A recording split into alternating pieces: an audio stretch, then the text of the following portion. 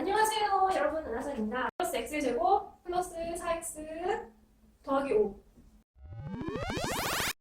안녕하세요 여러분, 누나수학입니다. 오늘은 2020년 즉 2021학년도 수능에 대해서 평가원이 제시한 수학영역 출제 방향에 대해서 이야기해 보려고 합니다. 이 제 프린트는요, 한국교육과정평가원 홈페이지에서 제가 다운받아서 프린트한 거고요. 여러분도 홈페이지 들어가셔서 다운받으실 수가 있습니다. 일단 시험의 성격, 평가 목표, 내용이에요. 이번 수능에서 중요한 것은 수학 가형과 수학 나형 범위가 바뀌었다는 건데요. 수학 가형은 범위가 지수함수와 로그함수, 삼각함수, 수열, 그리고 미적분은 수열의 극한, 미분법, 적분, 그리고 확률과 통계는 경우의 수, 확률, 통계, 이렇게 세 가지 과목 수학원, 그리고 미적분, 확률과 통계가 범위에 들어갑니다. 그리고 수학 나형 같은 경우에는 수학원, 지수함수와 로그함수, 그리고 삼각함수, 수열, 수학2, 함수의 극한과 연속, 미분, 적분, 확률과 통계, 경우의 수, 확률, 통계, 이렇게 세 과목이 범위에 들어갑니다. 그럼 넘겨서요, 또 자세한 내용 한번 볼게요. 일단 수학 가형.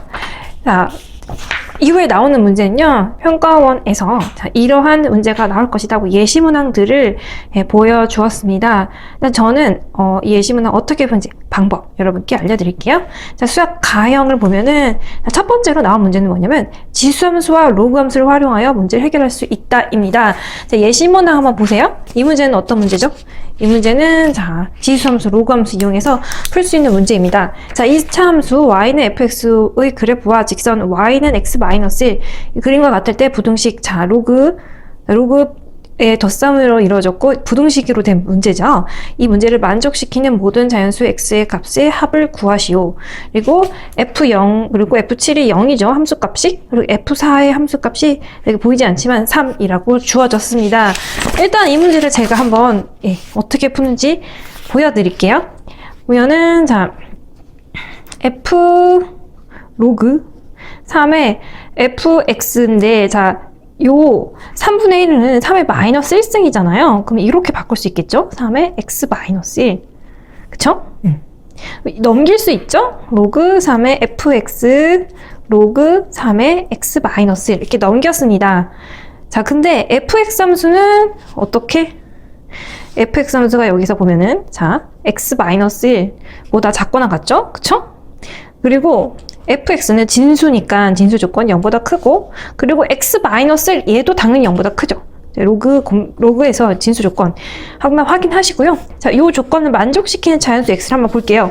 x-1보다 아래에 있는 것, 이 부분이겠죠. 그리고 0보다 큰 것, 그리고 x-1 한 값이 0보다 큰 값은 4, 5, 6. 7은 안 돼요. 0이니까. 그래서 그 합은 4, 5, 6 더하면 15가 된다.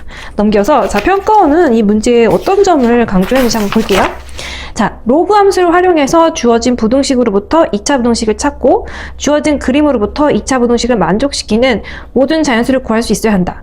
그리고 이 과정에서 로그의 진수가 양수라는 점을 상기하여야 된다라고 이야기를 했습니다. 넘겨서요. 그 다음 평가원이 제시한 문제는 무슨 문제냐? 등비수열의 뜻을 알고 일반항 첫째 항부터 제-n항까지 합을 구할 수 있다입니다. 문제를 보면 첫째 항이 2이고 공비가 정수인 등비수열 am과 자연수 m이 다음 조건을 만족시킬 때 am의 값을 구하시오라고 했습니다. 이 문제는 2020학년도 수능 6월 모의평가 수학 나형 28번 문제입니다. 아까 풀었던 문제도 작년에 출제됐던 문제였어요. 이 문제를 어떻게 푼지만 간단히 한번 보여드릴게요. 등비수열의 일반항은 뭐죠? a 아래 n-1제곱이죠. 근데 첫째 항이 2라고 했습니다. 그러면은 an인 2 곱하기 아래 n-1제곱이죠. 그쵸? 그럼 a2는 2의 r, a3은 2의 아래 제곱이 되겠죠. 그쵸? 2의 아래 제곱. 조건 가를 보면 두 개 더한 게 4랑 12 사이에 있다고 했어요. 그럼 4랑 2r, 2로 묶을 수 있겠죠. 2r 더하기 2r의 제곱은 12. 2로 나누면 2r 플러스 r의 제곱 6. 그쵸? r 플러스 r의 제곱. 이 부분을 볼게요. 2보다 작다고 한다면, 그쵸? 그럼 얘는 인수분해해서 정리를 하면은 첫 번째, 그쵸? r은 마이너스 2보다 작거나 혹은 r은 1보다 크다라고 나옵니다. 두 번째 경우, 요 부분을 볼게요. 이 부분을 보면은 r은 어떻게 되냐면 마이너스 3, 그쵸? 그리고 이 사이에 있다. 이렇게 범위가 정의가 됩니다.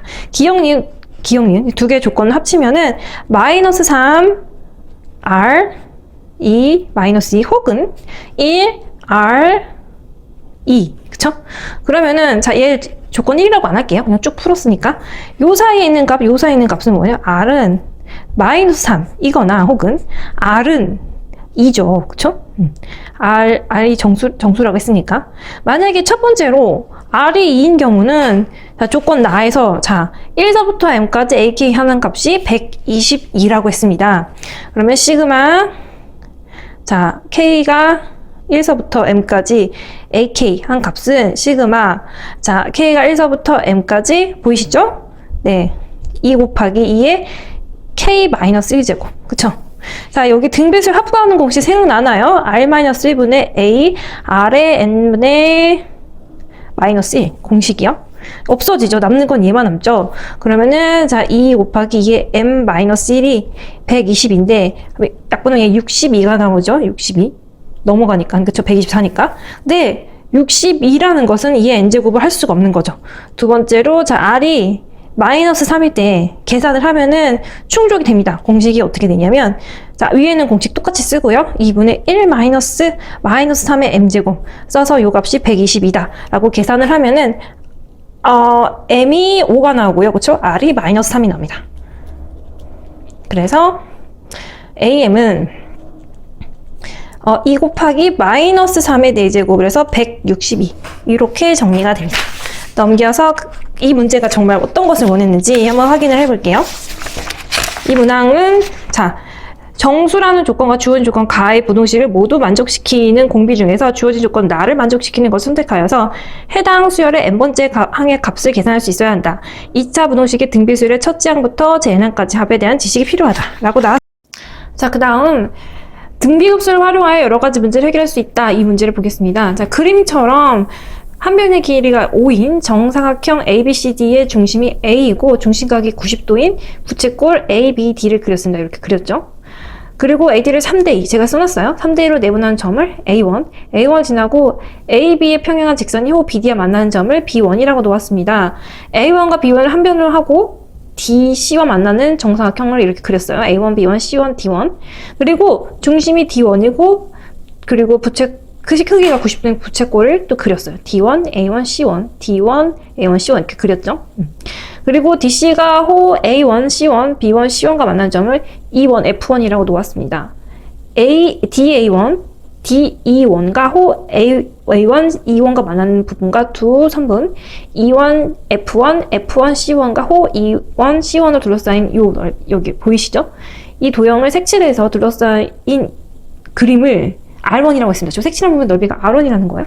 그러면 자, 그리고 여기 정사각형이 또 나왔잖아요. 또 나오겠죠. R2, R3. 계속. 네, R은 계속 늘어나겠죠. 그때, 자, 이 넓이의 합을 SN이라고 했을 때, 자, 리미트 N이 무한대로 갈 때 SN의 값을 구하라는 문제입니다. 어떻게 구하면 되죠? 일단은, 자, R1을 구한 다음에, 그쵸? 그리고 그 다음이 넓이와의, 닮은 비, 길이의 비를 구한 다음에 넓이의 비로 바꿔서 1-R분의 A, 그쵸? 등비급수 합공식을 이용해서 풀면 되겠죠? 일단 이 넓이를 어떻게 구하냐? 자, 이 넓이는 이 전체의 사각형에서, 그쵸? 이 길이가 뭐예요? 2고, 얘 중점이니까 2겠죠? 자, 이 부채꼴의 넓이 한번 보세요. 부채꼴의 넓이. 이 부채꼴의 넓이는, 자, 반지름 곱하기, 이 각이 뭔지 일단 궁금하잖아요. 그쵸? 이 각을 알아야 풀니까. 이 길이가 2인데, 그쵸? 이 길이는 뭐죠? 4죠, 4. 1대2예요. 그럼 뭐야? 얘는 1대 루트 3대 2. 이 각은 60도, 이 각은 30도. 그쵸? 얘는 뭐예요? 삼각 B를 통해서 이 각이 우리가 60도라는 걸 알 수 있어요. 그럼 각이 60도인 부채꼴의 넓이에서 이 삼각형의 넓이를 빼주고 이 길이는 어떻게 구하면 되지? 이 길이는? 이 전체 삼각형에서 이 삼각형 넓이 아까 구했잖아요. 그걸 빼주고 자, 이 각은 30도니까는 그쵸? 반지름이 2고 중심각이 30도인 부채꼴의 넓이를 빼주면은 요 두 개의 넓이를 합한 그 값을 구할 수 있습니다. 그리고 우리 이제 A를 구했어요. R은 어떻게 구하죠? R은 닮은 B가 이제 3, 2, 2, 길이의 B가 뭐예요? 길이의 B가 5대 4죠. 5대 4. 그쵸? 5대 4. 그러면 넓이의 B는 25대 16이 되겠죠? 네. 그래서 SN은 뭐냐? 1-15분의 16이, 25분의 16이죠. R이. 그쵸? A는 구하면 8-4 루트 3 더하기 3분의 4 파이가 나옵니다. 계산을 하면은 정답을 구할 수가 있습니다. 넘겨서 그 다음, 자, 이 문제가 뭘 원하는지 다시 한번 볼게요. 자, 문제의 풀이를 위한 주요 개념 원리를 보면 점선분 및 특정 모양의 도형에 대한 정보를 파악하고 도형의 넓이와 단면을 이용해서 등비급수의 합을 구할 수 있어야 한다 라고 나오죠. 방정식을 구할 수 있다, 함수의 그래프 개형을 그릴 수 있다, 곡선 둘러싸인 도형의 넓이를 구할 수 있다 입니다. 자, 실수 t에 대해서 곡선 y는 ex 위의 점 t, et에서 접선의 방정식은 y는 fx라고 할 때 함수 이것을 양의 실수 전체의 집합에서 미분 가능하도록 하는 실수 k의 최소값을 gt라고 할 때 두 실수 a, b에 대해서 자, 요 값이 m이라고 할 때 보기에서 옳은 것만을 고르라고 했습니다. 자, 일단 자, 얘를 미분하면은 자기 자신 ex가 되는 거고요. 접선의 방정식을 구할 수가 있겠죠. 기울기랑 지나가는 점을 아니까. 그쵸? 그리고 i는 fx 요 부분에서 이 부분을 hx라는 함수라고 놓는다면은 얘랑 같을 때, 그쵸? 그때가 바로 한 점에서 만날 때, 그때가 미분 가능하고 k가 최소값일 때가 되겠죠. 그래서 그렇도록 정리를 하면은 GTX를 구할 수가 있어요. GTX를 구할 수가 있습니다. GTX를 구했습니다. 구한 다음에 그 그래프를 두 번 미분하면은 변곡점을 알 수가 있고 한 번 미분하면은 자, 극대극소를 알 수가 있을 거 아니에요. 그쵸? 그 값을 구하면은 기억을 우리가 구할 수가 있고요. 니은은 그 다음에 gx의 공식이 나온 다음에 c와 -c를 대입하면은 이게 0이다 라는 결론에 우리가 도달할 수가 있습니다.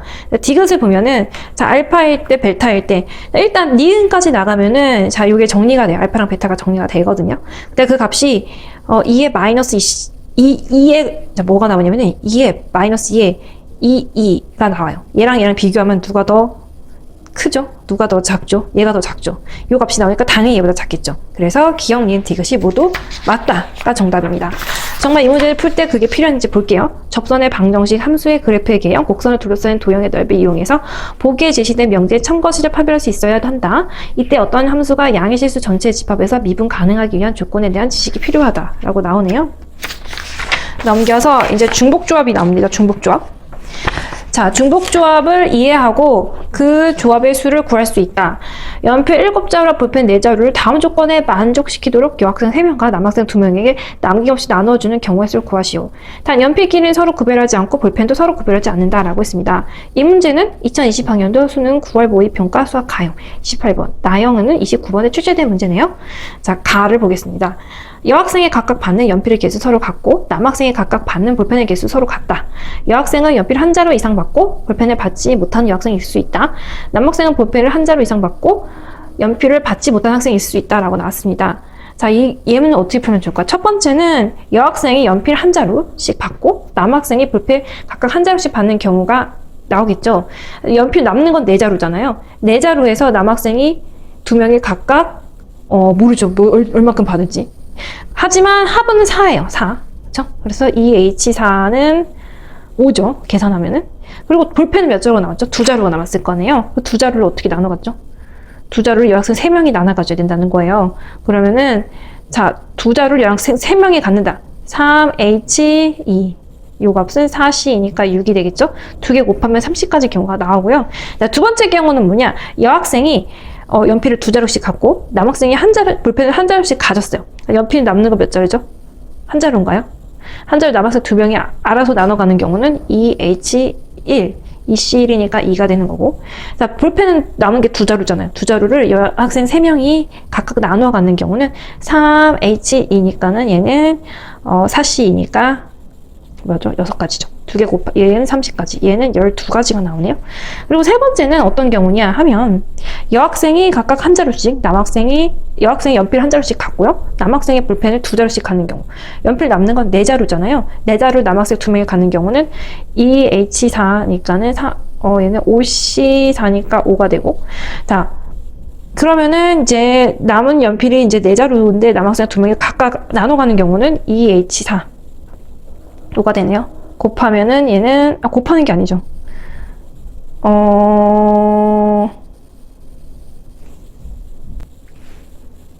그다음에 세 번째는 여학생이 각각 연필을 한 자루씩 갖고 남학생이 볼펜 각각 두 자루씩 받는 경우에요. 그러면 연필은 남는 게 몇 자루죠? 네 자루죠. 네 자루 남학생 두 명이 각각 나눠 가는 경우는 2H4는 5가지. 그리고 볼펜 남는 게 없죠? 마지막 여학생이 연필을 각각 두 자루씩 갖고 남학생이 볼펜 각각 두 자루씩 가져요.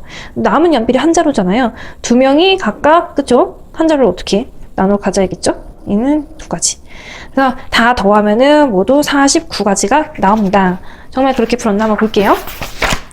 자, 중복조합과 관련된 수학적 개념 원리 법칙을 이용해서 실생활 관련된 여러 가지 중복조합의 수를 구할 수 있어야 한다는 것입니다. 넘겨서 이제 확률과 통계가 나와요.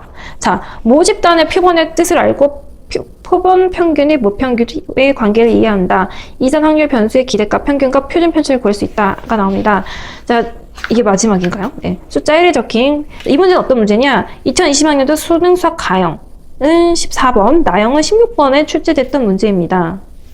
자, 숫자 1에 적혀있는 공 10개, 숫자 2가 적혀있는 공 20개, 숫자 4에 적혀있는 공 30개가 들은 주머니가 있대요. 이 주머니에서 임의로 한 개의 공을 꺼내서 공에 적혀있는 수를 확인한 후 다시 넣는다. 이 같은 시행을 10번 반복해서 확인한 10개의 합을 확률변수 y라고 했을 때 다음은 확률변수 y의 평균 2y와 분산 vy를 구하는 과정입니다.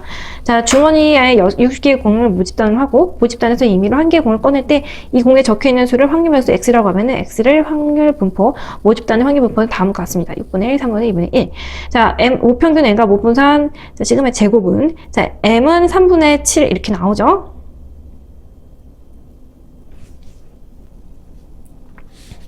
네, 그 다음 문제는요. 성취 기준은 모집단의 표본의 뜻을 알고 표본 평균과 모평균의 관계를 이해한다.